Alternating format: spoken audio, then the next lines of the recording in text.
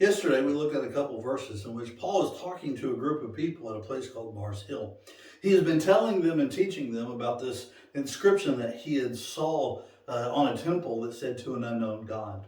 And so Paul told them, he says, what you are serving in ignorance, I want to tell you about. He was not putting them down, but rather he was trying to explain to them something that they didn't know that he did. And he was just trying to help them out. He talked about the fact that God is very near to us, but that God doesn't need us, but he wants us. It's not like we could do anything to inform him or that he needs us to do anything for him, but rather he wants us to serve him. And he is very near to us, and he is the one who gives us life, and he is the one who gives us all things. And so Paul continues on with this thought. Notice what it says.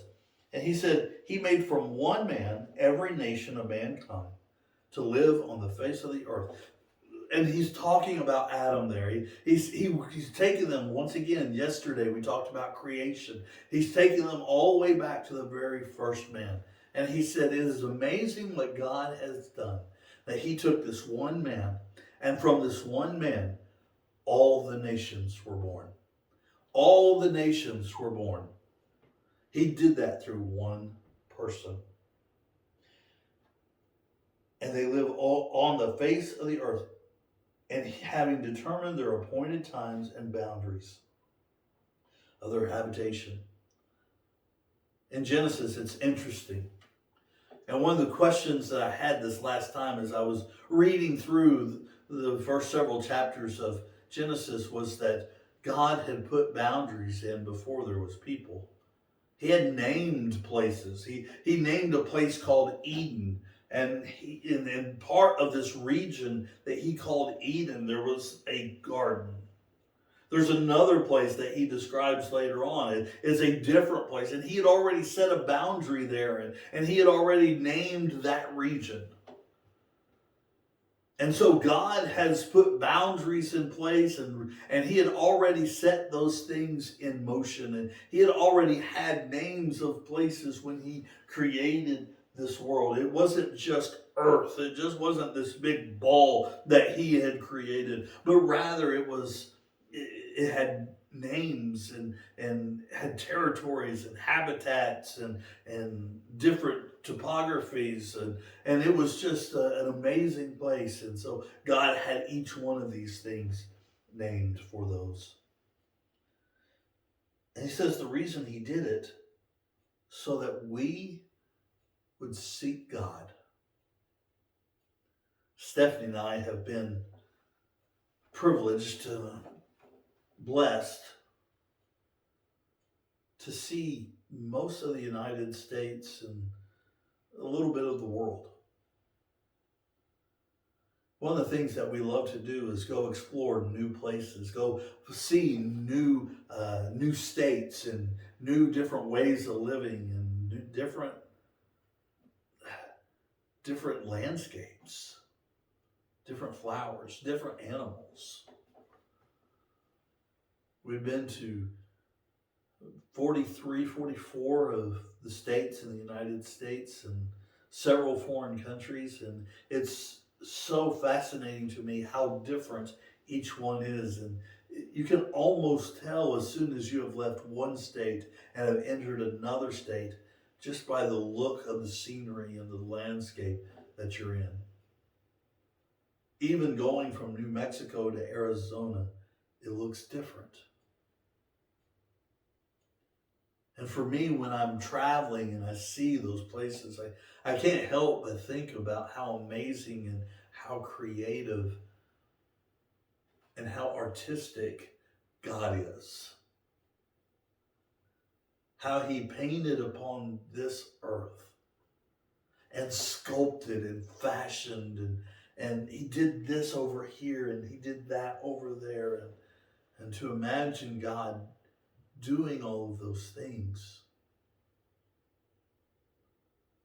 how amazing he must be.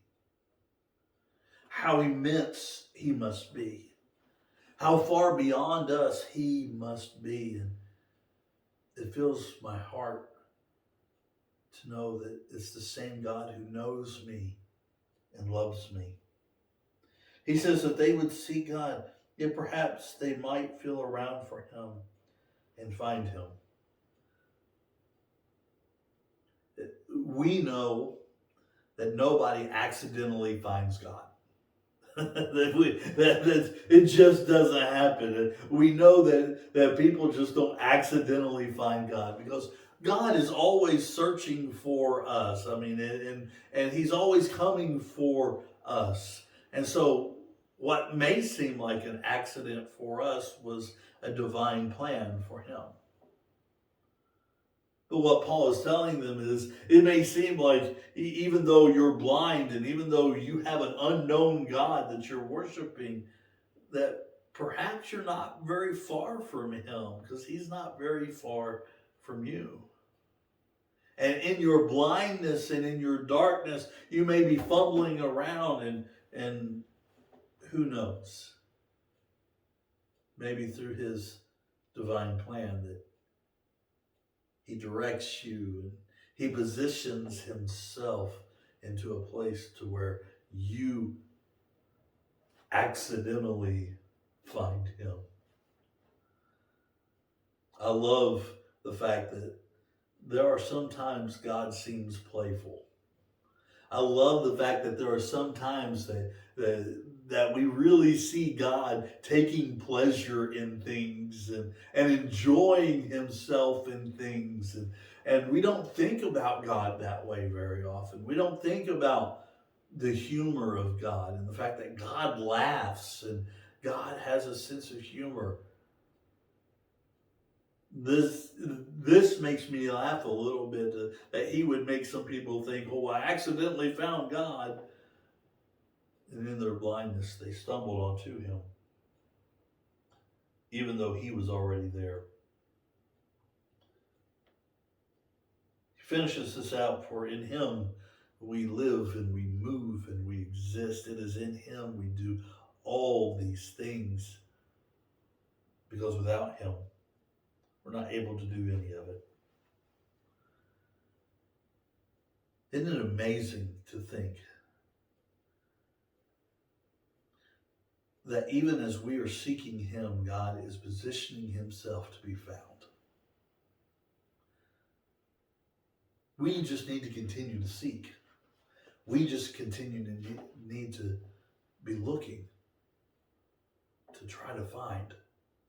Remember what we said a couple of weeks ago. If you seek me with all of your heart and with all of your soul, you will find me. Have a good day.